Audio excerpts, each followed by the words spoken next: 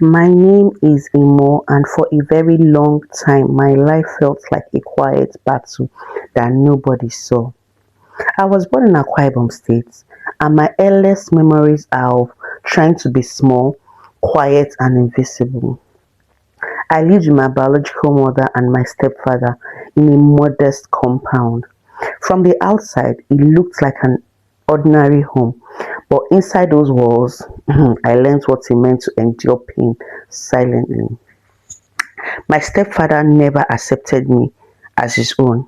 His words were always sharp and his eyes were cold. Whenever they rested on me, if something broke in the house, I was blamed. If food finished early, I was accused. I worked harder than everyone, yet I was treated like I was always wrong. I had three stepsisters. They shared the same father and they made sure I never forgot that I was different. They laughed at me, sent me on endless errands, and mocked my clothes. When they were happy, I was invisible. When they were angry, I became their target. My mother, she tried. She really did try. I saw her defend me more times than I can count. She spoke to my stepfather in low voices at night. Sometimes I heard her crying. Sometimes I heard arguments that ended in silence. But every time she stood up for me, life became harder for her. Slowly, I watched the strength drain from her face. That was when she started saying, I need a change of environment. I immediately embraced the idea, thinking what could be worse than the suffering I was already going through. She told me Lagos might be better. She's let my father live there now. She also said maybe he would come and care for me in ways she could no longer. Even as she spoke, I could see fear and guilt in her eyes.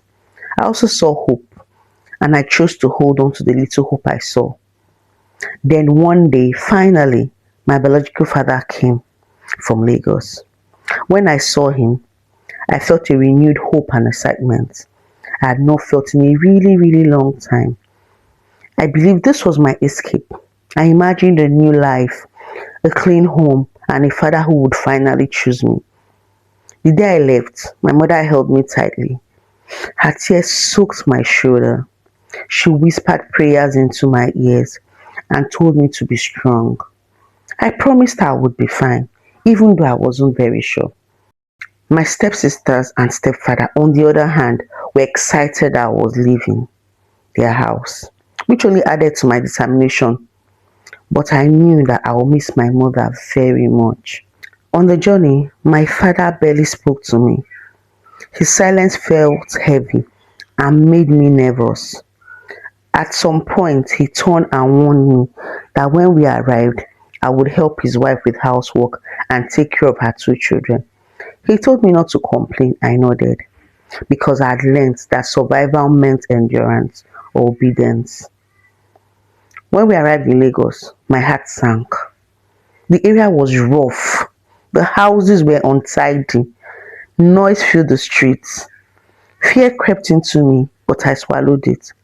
I told myself this was still better than where I'd come from. But my heart disagreed with me because I had my mom by my side in Akwa Ibom. I was really never alone with my mom.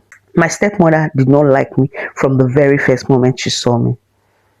She did not even know I was her husband's daughter. To her, I was just another child brought into the house to work. Life became routine suffering. I woke before everyone else. I cleaned, cooked, washed clothes, fetched water, and took care of the children. My body grew tired, but my heart grew heavier. My father rarely defended me. Sometimes he was the one who hurt me the most with his words. At night, I cried quietly. I pressed my face into the pillow so no one would hear me. I asked God why I kept being unwanted wherever I went. I lived like that for almost 1 year. One day, the pain overflowed. I cried openly. I spoke about everything, how tired I was, how my father treated me, how lonely I felt. I did not know that my stepmother was listening from behind the door. She heard everything. She confronted my father. That was when she discovered the truth that I was his biological daughter and that he had hidden it from her all along. Instead of protecting me, anger consumed her. That night, heavy rain fell from the sky. She pointed towards it and told me to leave. My father stood there silent, looking away. I felt my heart break in that moment. I stepped outside in the rain, soaked, shaking, alone. I walked through the streets of Lagos with nowhere to go. My clothes clung to my body. Tears mixed with rain. I had no money, no phone, no family.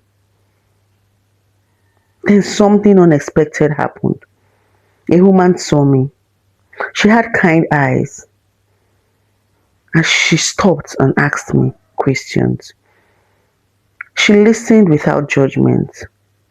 She held an umbrella over my head and spoke to me gently. She took me to her home, gave me dry clothes, warm food, and a safe place to sleep. She did not shout. She did not blame me. Over time, she became my shelter. Later, she became my mother as she adopted me. For the first time in my life, I felt peace. I felt chosen. I felt loved. Today, when I look back, I understand something important. Sometimes the people you expect to save you are the ones who hurt you the most. And sometimes strangers become the family that heals you. This is my story, and this is how I survived.